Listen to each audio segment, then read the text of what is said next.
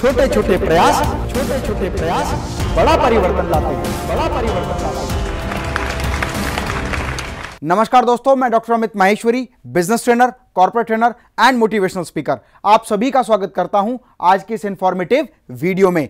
Friends, आज हम बात करेंगे ऐसे संवेदनशील मुद्दे पर जो हमारे देश के लिए एक बहुत गंभीर समस्या बन चुका है और हमारे देश के राजनेता पूरा फोकस केवल अपने वोट बैंक की राजनीति करने के लिए उस पर कर रहे हैं। यह हमारे देश के प्रत्येक नागरिक के विकास के लिए बहुत ही जरूरी मुद्दा है, इसलिए आप इस वीडियो को अंत तक ध्यान से देखिएगा और जो विचारधारा आपके मन में पैदा होती है उसे कमेंट बॉक्स में जरूर लिखिएगा। 26 नवंबर 1949 को भारत के संविधान को असेंबली में स्वीकार किया गया और 26 जनवरी 1950 को इस संविधान को लागू किया गया। भारत के संविधान के रचयिता डॉक्टर भीमराव अंबेडकर जी का यह मानना था कि बहुसंख्यक जाति अल्पसंख्यक जाति के अस्तित्व से इनकार ना करे और साथ ही साथ बहुत गंभीरता से उन्होंने कहा कि अल्पसंख्यक जाति भी हमेशा अल्पसंख्यक बने रहने का प्रयास न करे। संविधान की रचना करते वक्त बहुत सारे डेवलप और अंडर डेवलपिंग कंट्रीज के कॉन्स्टिट्यूशन को स्टडी किया गया और उस समय भारत की मौजूदा स्थिति को देखते हुए बहुत सारे प्रस्ताव संविधान सभा में रखे गए। डॉक्टर भीमराव अंबेडकर जी का यह प्रस्ताव था कि भारत में अनुसूचित जाति और जनजाति के लोगों को अगले 30 से 40 वर्ष तक आरक्षण दिया जाए और इस अवधि को किसी भी सूरत में न बढ़ाया जाए और जब ये जातियां पूर्ण रूप से विकसित हो जाएं तो समाज में घुल मिल जाएं। लेकिन संविधान सभा ने इस प्रस्ताव को नहीं माना और यह कहा कि आरक्षण केवल 10 वर्ष के लिए होना चाहिए और आवश्यकता पड़ने पर इसको आसानी से बढ़ाया जा सके। लेकिन संविधान को लागू हुए 67 वर्ष हो जाने के बावजूद भी यह जाति व्यवस्था पूर्ण रूप से लागू है। शिक्षण संस्थानों और सरकारी नौकरियों में आज भी आरक्षण लागू है। पिछड़ी जाति 15%, पिछड़ी जनजाति 7.5% और अन्य पिछड़ा वर्ग 27% का आरक्षण आज भी दिया जा रहा है। दोस्तों, यहां पर आरक्षण की मूल भावना को समझना बहुत जरूरी है। आरक्षण का प्रावधान इसलिए लाया गया था ताकि देश की डेमोक्रेसी में आर्थिक, सामाजिक और राजनीतिक अंतर को दूर किया जा सके और सभी लोग मिलकर बहुत तेजी से विकास की ओर अग्रसर हों। दोस्तों, मेरी एक बात को ध्यान से समझ लीजिएगा, मैं किसी भी प्रकार के रंग भेद और जाति भेद की पूर्ण रूप से निंदा करता हूं।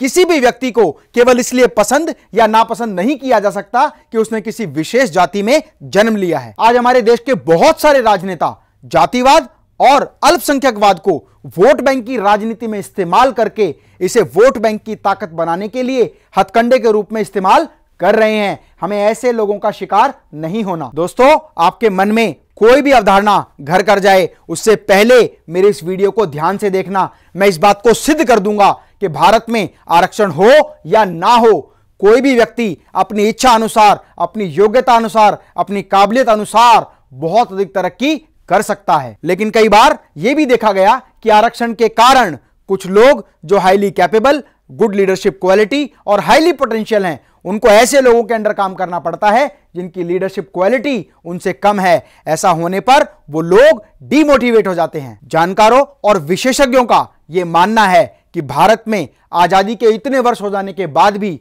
बहुत सारे लोग अपने निजी स्वार्थ के लिए आरक्षण को एक हथियार बनाकर लोगों को गुमराह करते हैं।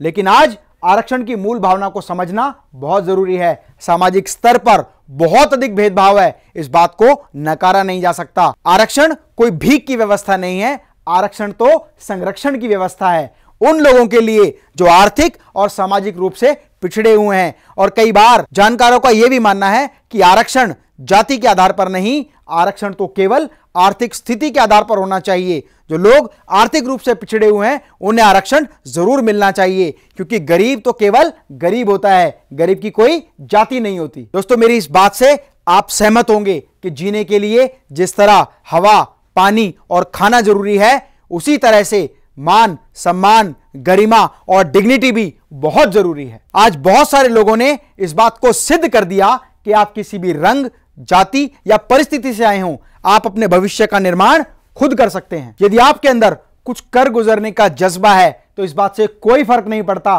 कि आप किस जाति से हैं, किस रंग से हैं, किस परिस्थिति से हैं। महाराष्ट्र के एवरेस्ट पाइप मैन्युफैक्चरिंग कंपनी के डायरेक्टर अविनाश जगताप ने यह सिद्ध कर दिया कि गरीब और दलित परिवार के होने के बावजूद भी उन्होंने एक ऐसी कंपनी का निर्माण किया जहां आज 250 से ज्यादा कर्मचारी काम करते हैं और 18 करोड़ से ज्यादा का टर्नओवर सालाना वो कंपनी अचीव करती है। और राजेश सरैया, जिन्होंने एक दलित परिवार में जन्म लिया, आज वो एक मल्टीनेशनल कंपनी के डायरेक्टर हैं और मॉडर्न बिलियनियर हैं। और ऐसे अनेकों उदाहरण हैं, शीतल मखवाना और कल्पना सरोज, जिन्हें पद्मश्री से नवाजा गया है और उनकी कंपनी 3000 करोड़ का टर्नओवर सालाना करती है। इसलिए यदि आप इन 3 नियमों का पालन अपने जीवन में करते हैं तो आप हर वो सफलता पा सकते हैं जिसको पाने का जज्बा आपके मन में है। Will, skill and strategy. ध्यान से समझिएगा, विल, स्किल एंड स्ट्रेटेजी। आरक्षण जिस मुद्दे पर पूरा भारतवर्ष बहस करने के लिए तैयार है और अपनी बहुत ज्यादा ऊर्जा आरक्षण पर खर्च कर रहा है, वो तो केवल सरकारी नौकरियों में 2% है। 98% पॉसिबिलिटी हम लोगों के पास है, एक ऐसी अपॉर्चुनिटी जहां पर किसी तरह का कोई आरक्षण लागू नहीं होता, और वो है बिजनेस। आप अपने मन में अपनी विल, स्किल और स्ट्रेटेजी को मजबूत करें और बिजनेस में आएं। दोस्तों, हम लोग एक मिशन चला रहे हैं, भारत बनेगा विश्व गुरु। मेरे जीवन का उद्देश्य है कि भारत के हर घर से एक सफल बिजनेसमैन तैयार हो सके, ताकि भारत आर्थिक शक्ति के रूप में मजबूत बनके पूरे विश्व में अपना परचम लहरा सके। नया बिजनेस करने या बिजनेस को बड़ा करने के लिए आपके मन में यदि कोई भी सवाल है तो आप कमेंट बॉक्स में जरूर लिखें। और साथ ही साथ यदि आप बहुत बड़ा बिजनेस करना चाहते हैं तो मैं आप लोगों को आमंत्रित करता हूं मेरे लाइव ट्रेनिंग प्रोग्राम में, ROPE, result oriented training program for entrepreneurs. दोस्तों, आओ मिलकर राजनीति के इस समीकरण को तोड़ दें, ताकि आने वाले समय में कोई भी राजनेता आरक्षण की राजनीति करके वोट बैंक को मजबूत ना करे। इस वीडियो को अपने फेसबुक और व्हाट्सएप के माध्यम से हर उस युवा के साथ शेयर करें जो अपने जीवन में कुछ करना चाहता है और अपनी कल्पना, योग्यता और काबिलियत को आरक्षण के इस बैरियर को तोड़कर सफलता के शिखर तक पहुंचाएं। दोस्तों, मैं दोबारा आप लोगों से एक विनम्र निवेदन करता हूं कि इस वीडियो को इतना शेयर करें कि भारत के किसी भी नौजवान साथी और किसी भी युवा को आरक्षण की कभी जरूरत ना पड़े। जय हिंद, जय भारत।